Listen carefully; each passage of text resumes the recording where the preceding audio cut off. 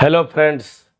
जैसा कि दोस्तों मेरी जो सीरीज चल रही है ये बीएनएस के ऊपर मेरा टॉपिक चल रहा है और आज की वीडियो में हम बात करेंगे भारतीय न्याय संहिता का सेक्शन 306 के बारे में। दोस्तों 306 क्या कहता है? बहुत ही छोटा सेक्शन है और आसानी से आप समझ जाएंगे। आज मैं 306 के बारे में बताऊंगा और साथ ही साथ कोई व्यक्ति चोरी जैसे अपराध से कैसे बचे या चोरी जैसा अपराध उसके ऊपर हो जाता है तो उससे कैसे बचे, सब कुछ डिटेल में मैं इस वीडियो में कवर अप करने वाला हूं। दोस्तों वीडियो को शुरू करते हैं उसके पहले दोस्तों निवेदन है कि मेरा गला थोड़ा ख़राब है, इसलिए कोऑपरेट करिएगा। आवाज़ साफ जा रही है तो ध्यान से सुनिएगा। 306 कहता है, क्या कहता है? किसी मालिक, देखिए, किसी मालिक के कब्जे से अगर कोई संपत्ति की चोरी उसके अधीनस्थ जो कर्मचारी होते हैं अगर उनके द्वारा की जाती है तब सेक्शन 306 लगता है। आइए हम इसको स्क्रीन पर समझते हैं। देखिए सेक्शन 306 के लिए क्या होता है। कोई मालिक है,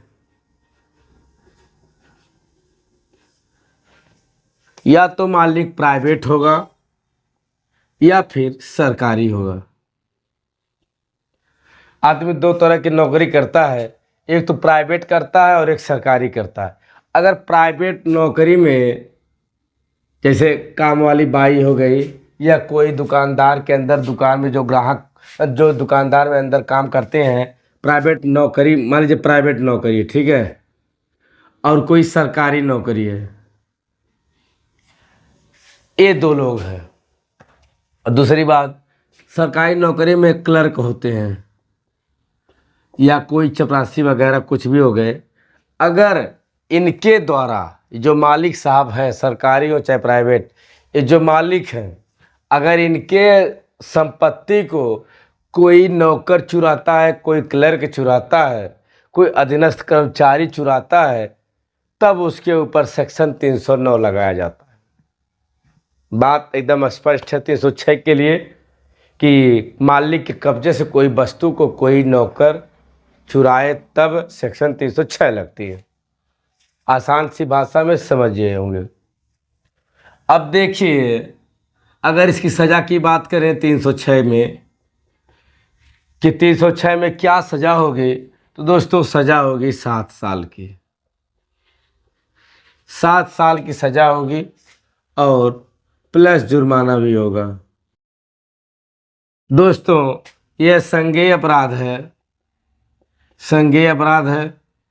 इनकी सुनवाई कोई मजिस्ट्रेट कर सकता है, एनी मजिस्ट्रेट कर सकते हैं। और साथ ही साथ इसको भी जान लीजिए कि यह अजमानती अपराध है, यानी नॉन बेलेबल ऑफेंस है और समझौता योग्य अपराध नहीं है। तो आपने सेक्शन 306 को समझ लिया किस तरह का अपराध है। 7 साल की सजा है और जुर्माना है। अब देखिए, ये तो भाई चैप्टर हमने चोरी को बता रहे हैं, लेकिन मान लीजिए किसी व्यक्ति के ऊपर चोरी का आरोप लग गया है तो कैसे बचे, हाउ, बचने का क्या ऑप्शन है। तो देखिए दोस्तों, अगर आपके ऊपर चोरी का इल्ज़ाम लग जाता है तो सबसे पहले एक अच्छे वकील को चुने, एक अच्छे एडवोकेट को क्या करें, नियुक्त करें। सर्वप्रथम फीस जमा कर दीजिएगा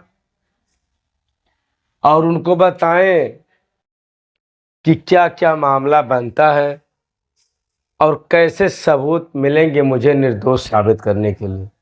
यह सब वकील के ऊपर निर्भर करेगा। दूसरी बात दोस्तों, आपका भी जिम्मेदारी है कि सबसे पहले आप बताएं कि घटना के समय आप कहाँ पर थे।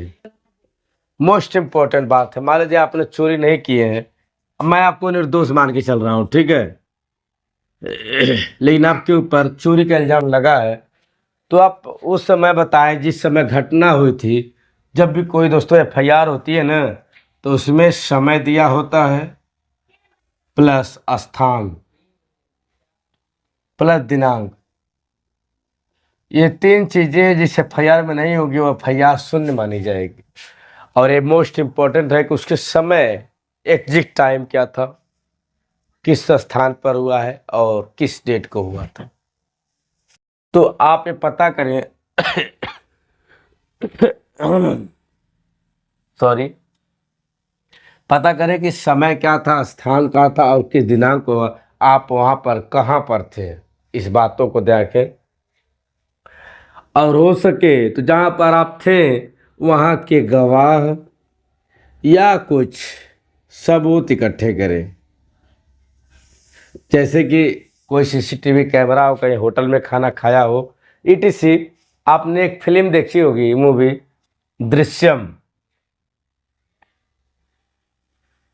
दृश्यम मूवी में दिखाया है कि अगर कोई घटना होती है तो क्या क्या हमें एविडेंस इकट्ठा करना होता है, सब कुछ। तो उसी हिसाब से अगर काम करेंगे तो आप बच जाएंगे। लेकिन अगर क्राइम नहीं किए रहेंगे तो, क्राइम किए रहेंगे तो कहाँ जाएंगे। वो तो मान लीजिए मूवी है, उसमें दिखा दिया। दूसरी बात दोस्तों, ये भी पता करते रहें कि कोई सबूत के साथ छेड़छाड़ तो नहीं कर रहा है। सबूत के साथ कोई छेड़छाड़ नहीं होनी चाहिए, इस बात का गौर लगाएं। अगर और दोस्तों अगर हो सके तो अगर मान लीजिए गलती बस आपके द्वारा कोई वस्तु ले जाई गई हो, वहाँ से गलती बस आपने ले गए और चोरी का मुकदमा हो गया। लेकिन जब आपको पता चलता है कि ये सामान मेरी नहीं है किसी और की है, तो तुरंत उस सामान को अगर वापस कर देते हैं, तब वहाँ पर आपके पक्ष में कुछ मामले बन सकते हैं। तो वापस कर दें। अगर कुछ सामान गलती से आप ले गए हैं तो एक्सप्लेनेशन के साथ उस सामान को आप वापस कर सकते हैं। दूसरी बात, अगर कोई मानसिक बीमार व्यक्ति है, अगर मानसिक बीमार रोगी है, अगर उसके द्वारा कोई चोरी होती है तो अपना मेडिकल सर्टिफिकेट दिखा करके इन मुकदमों से बच सकता है। भाई मेरा उस समय दिमाग काम नहीं किया, गलती से चोरी हो गई, मैं नहीं जानता हूँ कैसे चोरी हुई। तो मेंटल सर्टिफिकेट लगा करके क्या कर सकते हैं, आप उस ऐसे मुकदमों से बच सकते हैं। अगर दोस्तों यकीन मानिए आपने कोई वैध सबूत दे दिया है, वैध सबूत है आपके पास, वैलिड एविडेंस, तो आप उन मुकदमों से बरी हो सकते हैं। इस मुकदमे से आप बरी हो सकते हैं। लेकिन दोस्तों ये सब करने के लिए एक चुनौती भरा काम होता है। किसी के ऊपर अगर चोरी का लांछन लग जाता है तो समाज उसको चोर की दृष्टि से देखती है। तो ऐसे अपराध से बचने के लिए इन स्टेप को फॉलो कर सकते हैं। आज की वीडियो में इतना ही, मिलेंगे किसी अन्य वीडियो में। तब तक के लिए अगर चैनल पर नए हैं तो प्लीज़ चैनल को सब्सक्राइब कर लीजिए। अगले वीडियो में हम बात करेंगे सेक्शन 307 बीएनएस का, जो कि मोस्ट इम्पॉर्टेंट सेक्शन है।